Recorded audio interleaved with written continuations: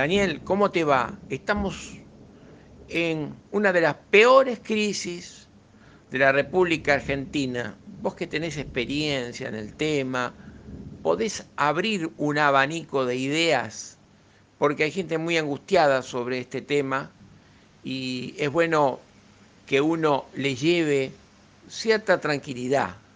Te escuchamos, Daniel. Bueno, Alberto, vamos a tratar de contestarle de alguna manera que sea lo más amena posible. En primer lugar, los que vivimos en Argentina vamos a entender de qué estamos hablando. Muchas personas que lo siguen a usted, que no viven en Argentina, tal vez no sepa lo que pasa en Argentina. Entonces, o lo sabe a través de los noticieros, de los diarios que leen, pero verdaderamente Argentina viene de crisis recurrentes, cíclicas, que son comunes en todos los sistemas capitalistas. Los sistemas capitalistas tienen ciclos de crisis que se dan con cierta periodicidad. La diferencia con Argentina es que estas crisis pegan por debajo del cinturón. Entonces, nosotros ya sabemos que a veces los golpes en las crisis nos pegan por debajo del cinturón y nos dejan con una pobreza tremenda, con una indigencia que duele, con una desmoralización social que es de lo más alarmante. Entonces, bueno, vamos a tratar de ayudar a todos los que podamos, tanto si son de Argentina, los que estamos acostumbrados a recibir golpes por debajo del cinturón, como los que están en otros países, que también hay crisis, pero a veces no les pega tan feo ni tan duro. Dice Jorge Asís que nosotros en Argentina nos estamos perdiendo un gran negocio, que es cobrar entrada para venir a ver en primera fila y en primera persona un país raro. Argentina es un país raro. Y así como raro también es divino, yo lo adoro, es mi país, de donde yo nací. Y bueno, vamos a tratar de dar respuesta a lo que usted me está preguntando. Hay un tema que lo veo con bastante regularidad, que es que las personas jóvenes de alrededor de 35, 40 años, 30 años, no las muy jóvenes, que son alrededor de 20 años, sino las que ya quieren formalizar una vida más estable, una vida familiar, quieren formar su pareja o ya la formaron, quieren tener hijos. Y realmente yo noto que la angustia que recorre la vida de esas personas es muy alta, porque no tienen la posibilidad de alquilar, cada vez el alquiler se les hace más inalcanzable, no tienen línea de crédito para tener su propia vivienda, trabajan ambos y el dinero no le alcanza, entre pagar la cochera, pagar un alquiler, muchos terminan viviendo en la casa de los padres de ella, de los padres de él, o de los padres de cualquier miembro de la pareja, ¿no? Si son del mismo sexo. Pero también terminan viviendo en la casa de los abuelos y sienten una angustia que está media escondida, que es la angustia de pensar cómo puede ser que mis padres, con menos preparación tal vez de la que tengo yo, y en una época donde han tenido que trabajar porque han visto el esfuerzo de los padres trabajando para ganarse el pan, han podido tener una casa, han podido irse de vacaciones, me han podido permitir a mí estudiar y yo no puedo salir del pozo, no puedo estar por encima de la línea de flotación.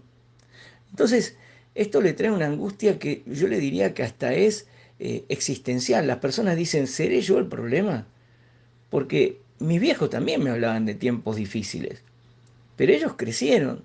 Y yo en estos tiempos que vivimos no puedo crecer. Entonces, inconscientemente las personas empiezan a tener dudas de si son realmente ellos o es el sistema que los castiga tan duros. Por eso, en países, sobre todo en países capitalistas, el psicoanálisis cada vez se acude a ellos con más frecuencia. Mucha gente que antes no iba al psicólogo, no iba al psicoanalista, ahora recurre a esas terapias cada vez con más frecuencia porque realmente lo necesitan y lo bien que hacen. Ahora, dicho esto, también vamos a decir la otra parte. Nosotros en el mundo estamos viviendo un proceso de cambio. Normalmente la historia ha tenido cambios muy importantes y cada vez que uno está transitando el cambio, se encuentra confundido, se encuentra perdido, no sabe para dónde salir disparando. Y yo lo voy a ejemplificar para que a la gente no le quede ninguna duda de lo que estoy hablando. Cuando fue lo de la revolución industrial, la primera revolución industrial, la gente estaba acostumbrada a trabajar en grandes zonas rurales, se proveían de los propios artículos que necesitaban para la subsistencia, y si no se proveían ellos mismos de esos artículos, lo canjeaban a través del trueque por personas que se dedicaban a hacer lo que ellos no hacían. Cuando vino la revolución industrial y la gente empezó a tener problemas para seguir manteniendo ese sistema de vida y tuvo que recurrir a los grandes centros urbanos donde se encontraban los famosos talleres y acostumbrarse a trabajar adentro de un lugar donde había una persona que le decía lo que tenían que hacer, donde el ingreso era limitado, donde no disponían de su tiempo a su gusto y antojo, donde antiguamente en los trabajos rurales se confundía lo que era la parte laboral con la parte familiar, porque prácticamente era todo lo mismo. Se levantaban, hacían cosas del quehacer doméstico y también hacían cosas que le permitían subsistir. Pero ya en los talleres era distinto, porque en los talleres en el trabajo no podían hacer los quehaceres domésticos. Entonces, todo eso ha traído un periodo de confusión, de angustia, porque también trae angustia, y de adaptación a un nuevo sistema.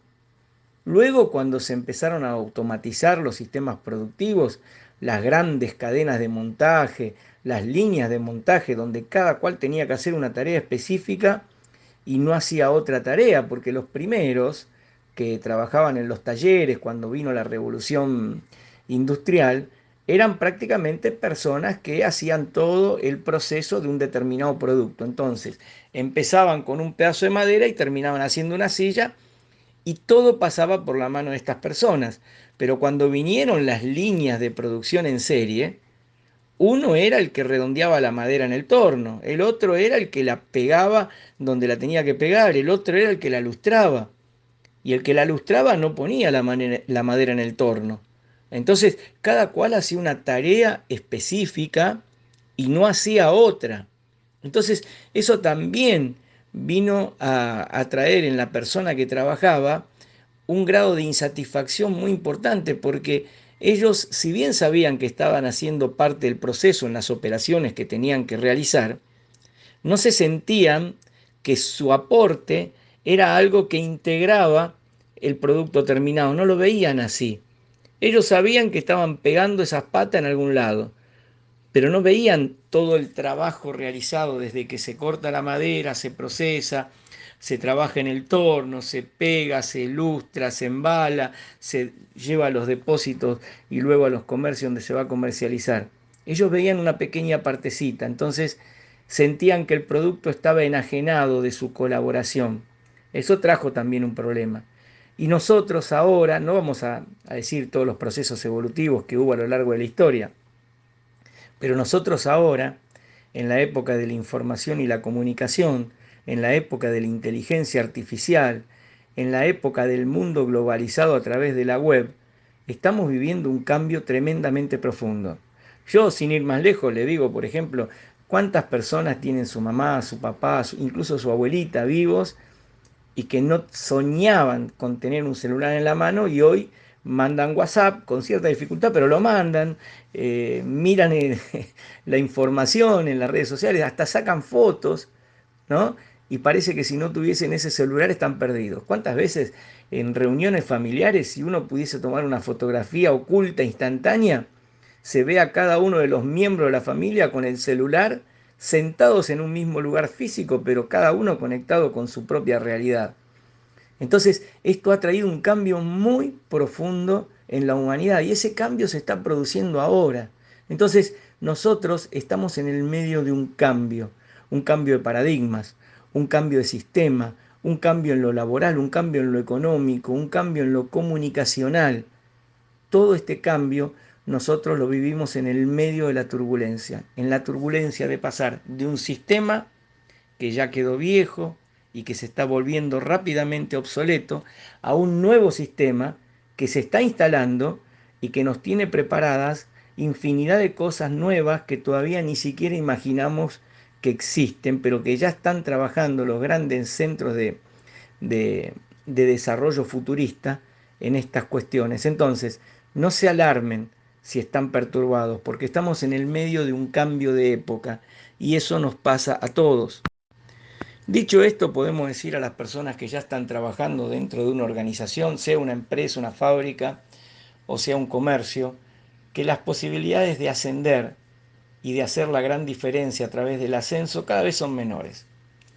A todos nos ha pasado ver cómo, por ejemplo, nuestros padres, nuestros abuelos, empezaban un trabajo bien desde abajo y casi sin estudio, solamente con la experiencia, con la práctica, fueron ascendiendo en ese trabajo y los ascensos de operario a supervisor, de supervisor a jefe, ¿no es cierto?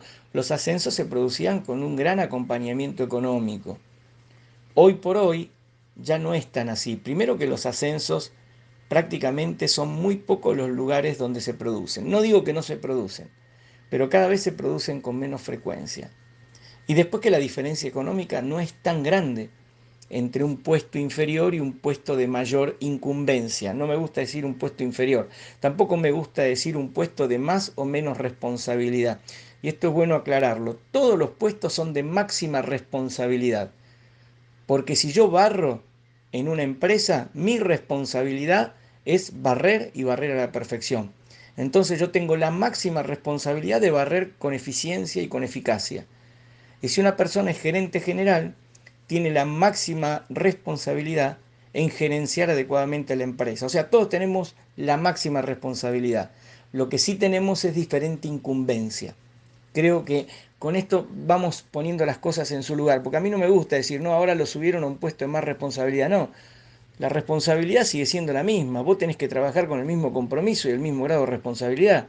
Solamente tenés más incumbencia, nada más. Porque incluso decir que alguien en un puesto superior tiene más responsabilidad es peyorativo para el que está en un puesto inferior. Entonces, no es ni inferior ni superior. Son puestos con distintos grados de incumbencia y todos con el máximo grado de responsabilidad.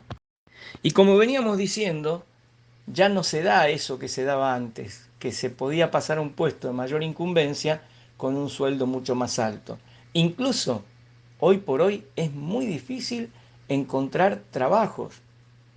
Y cuando uno está trabajando y se produce una vacante en un puesto de mayor incumbencia, normalmente toman a uno que ya tiene título y por ahí no tiene experiencia en esa área. Entonces el que está ahí, que estaba esperando el ascenso, ven que traen a uno de afuera, los famosos paracaidistas, como se le dice acá en Argentina, vino de arriba y nadie sabe de dónde vino, produce frustración en la persona que esperaba el ascenso. Entonces vos tenés dos cosas. O te resignás a esto, que es el nuevo paradigma que existe en las empresas hoy por hoy, que posiblemente más adelante cambie, pero hoy por hoy es así, o intentás ir por afuera de esa estructura, ¿no? Y vos ser el creador de tu propia estructura. Claro, las responsabilidades y los conocimientos que se requieren son distintos, pero si vos querés salir de ese camino que te produce tanta angustia, tenés que tomar la decisión. Lo que sí es importante aclarar, y esto me parece que lo tienen que anotar porque realmente va a ser así. Si ustedes piensan o jubilarse trabajando para una empresa, para una fábrica, para un comercio, o retirarse con su propio emprendimiento, tienen que pensar que tienen que tener una fuente de ingresos pasivos si no quieren pasar una jubilación con carencias. Hoy en el mundo, la expectativa de vida, afortunadamente y gracias a Dios, es mucho mayor que la que había hace unos años atrás. Y la edad jubilatoria es prácticamente la misma que en esa época donde la expectativa de vida era mucho menor. La cantidad de personas que aportan al sistema jubilatorio, como hay muchas personas que trabajan fuera de los sistemas formales, cada vez es menor. Entonces el dinero para poder afrontar el pago de las jubilaciones es cada vez menor. Entonces, si vos estás trabajando en calidad de dependencia, anda pensando, si sos joven todavía, en generarte una fuente de ingresos pasivos. ¿Qué sé yo? Hacete dos locales y lo pones en alquiler, te haces un dúplex, un departamentito y lo podés poner en alquiler, Trata de emprender con alguien algo nuevo que te produzca ingresos sin que vos tengas que estar presente. ¿Está bien? Y si vos trabajás por tu cuenta, anda pensando que cuando te jubiles es muy probable que si querés tener una excelente atención médica vas a tener que pagar seguramente una prestación médica más allá de lo que te da el sistema previsional del país, y si no, vas a tener que pagar consultas particulares. Hoy por hoy en Argentina, en el año 2023, para las personas que tenemos obra social, los turnos son a 2 meses, 3 meses, está todo colapsado, hay falta de médicos, los médicos están enojados. Sin ir más lejos, hoy fui a hacer una consulta médica y me preguntó el médico cómo estaba. Yo bromeando le dije, mirá, le digo, si cae un rayo a 15 kilómetros, yo acá exploto. Pero fue como para romper el hielo y empezar a hablar. Me dice, no me hables, yo tengo el título de médico, tengo 3 especialidades y cobro 320.000 pesos. Para los que no son de Argentina, hoy el dólar está 950 pesos. Así que saquen la cuenta cuántos dólares cobra un médico. Entonces, les digo, tanto a los profesionales, a los que trabajan por su cuenta o a los que trabajan en calidad de dependencia, vayan pensando con tiempo de anticipación la generación de un ingreso pasivo para los años de la tercera edad, y ojalá que lleguen a la cuarta y quinta edad, sean lo más amenos posible y sin carencias.